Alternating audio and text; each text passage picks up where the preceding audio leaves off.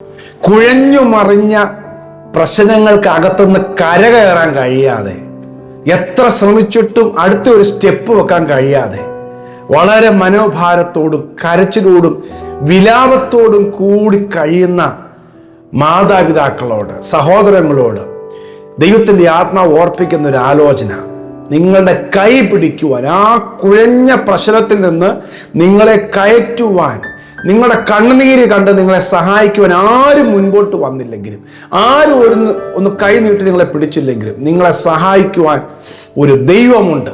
Hallelujah. പരിശുദ്ധാത്മാവ് നൽകുന്ന ആലോചന 56-ാം സങ്കീർത്തനത്തിന്റെ 8-ാമത്തെ വാക്യമാണ്. നീ എൻ്റെ ഉഴൽച്ചകളെ എണ്ണുന്നു, എൻ്റെ കണ്ണുനീർ നിന്റെ തുരുത്തിയിലാക്കി വെക്കണമേ, അത് നിന്റെ പുസ്തകത്തിലില്ലയോ? ഹല്ലേലൂയ.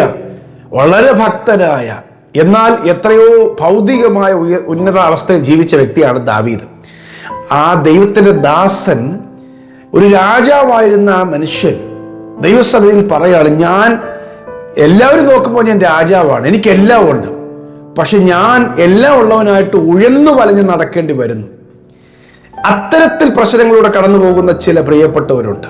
ഒരുപാട് സാഹചര്യങ്ങൾ അനുകൂലമായിട്ടുണ്ട്, പക്ഷേ ഉഴൽച്ച മാറിയിട്ടില്ല. കാരണം ആ ഉഴൽച്ചയ്ക്കകത്തുനിന്ന്, കുഴഞ്ഞു മറിഞ്ഞ പ്രശ്നങ്ങൾക്കകത്തുനിന്ന് കൈ പിടിക്കാൻ ആരും വരുന്നില്ല, കൈ നീട്ടി ആരും സഹായിക്കുന്നില്ല. ഹല്ലേലൂയ. യെരൂശലേമിൽ യെരിഹോവിലേക്ക് പോയ ഒരു മനുഷ്യനെ കുറിച്ച് യേശു പറയുന്നുണ്ട്. കള്ളന്മാരുടെ കയ്യിൽ അകപ്പെട്ടു പോയ മനുഷ്യൻ. അവനെ മുറിവേൽപ്പിച്ചിട്ട് അവന്റെ കയ്യിലുള്ള സമ്പത്തൊക്കെ അപഹരിച്ചോണ്ട് പോയി. അവനെ സഹായിക്കുവാൻ പുരോഹിതനോ ലേവ്യനോ കൈ നീട്ടിയില്ല. ശമര്യക്കാരൻ ഒരുവൻ വന്നു, കൈ നീട്ടി വിടുവിച്ചത് എടുത്തെന്ന് മാത്രമല്ല, അവന്റെ പിന്നെ ചെയ്യേണ്ട ശുശ്രൂഷകൾ മുഴുവൻ ചെയ്തുപോലെ. പരിശുദ്ധാത്മാവിൽ ഞാൻ പറയുന്നു, ആരും നിങ്ങളെ സഹായിക്കുവാൻ കൈ നീട്ടിയില്ലെങ്കിലും ഒരു ചെറിയ സഹായം ചെയ്താൽ മതിയായിരുന്നു എഴുന്നേൽക്കുവാൻ.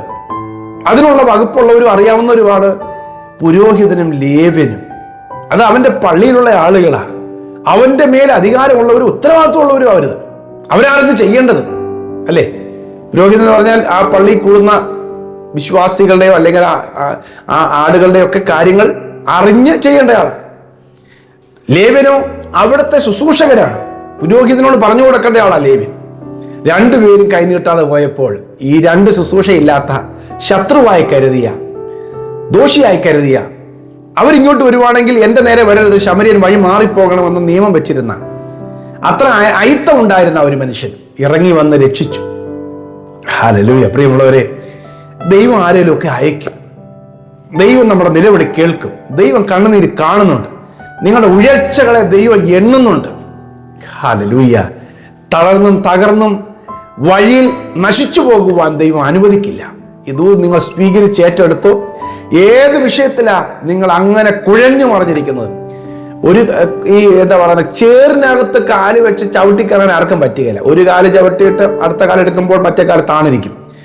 പക്ഷെ ആരെങ്കിലും ഒരാൾ കൈനീട്ടിയാൽ മാത്രമേ രക്ഷിക്കാൻ പറ്റുള്ളൂ. ഹല്ലേലൂയ. 40-ാമത്തെ സങ്കീർത്തനത്തിൽ ഇങ്ങനെയാണ് ദൈവത്തിന്റെ ഭക്തൻ പറയുന്നത്, ഞാൻ യഹോവയ്ക്കായി കാത്തിരുന്നു, അവനെങ്കിലേക്ക് ചാഞ്ഞെന്റെ നിലവിളി കേട്ടു. നാശകരമായ കുഴിയിൽ നിന്നും, കുഴഞ്ഞ ചേറ്റിൽ നിന്നും അവനെ കയറ്റി. അടുത്ത കേൾക്കണം, ചേറ്റിൽ നിന്ന് കയറ്റിയിട്ട് അടുത്ത ചേറ്റിലോട്ടല്ല, അടുത്ത മണ്ണിലോട്ടല്ല നിർത്തിയ, പാറമേലെന്നെ നിർത്തി. ഹല്ലേലൂയ.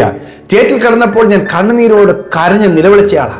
എൻ്റെ ഇന്ന് പാറയിൽ എന്നെ നിർത്തിയിട്ട് എൻ്റെ വായിൽ പുതിയ പാട്ട് തന്നു. ഇനി ഒരിക്കലും നീ താഴില്ല.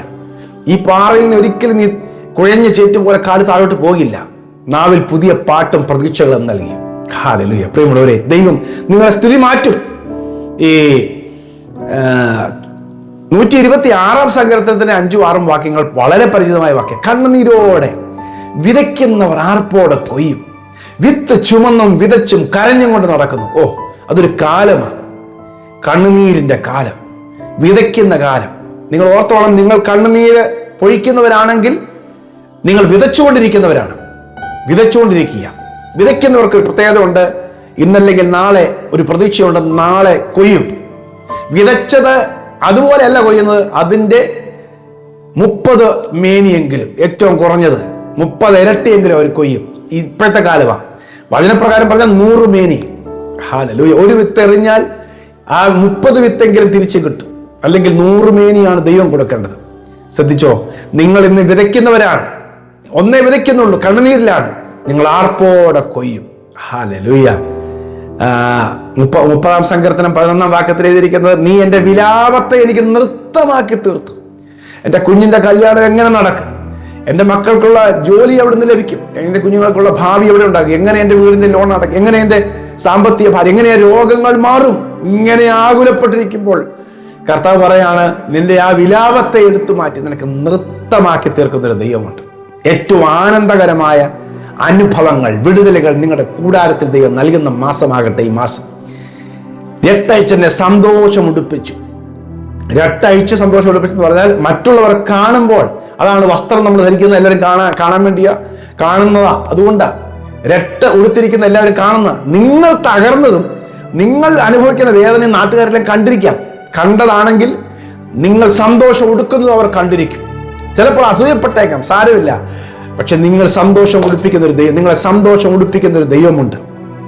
യേശു യോഹന്നാന്റെ സുവിശേഷം 16-ാം അധ്യായത്തിൽ 21 വാക്യത്തിൽ ദൈവപുത്രനെ ക്രൂശീകരിക്കപ്പെടുമ്പോൾ ലോകം സന്തോഷിക്കുന്ന ഒരു കാര്യത്തെക്കുറിച്ച് കർത്താവ് പറയുകയാണ്. സ്ത്രീ പ്രസവിക്കുമ്പോൾ തന്റെ നാഴിക വന്നതുകൊണ്ട് അവൾക്ക് ദുഃഖമുണ്ട്.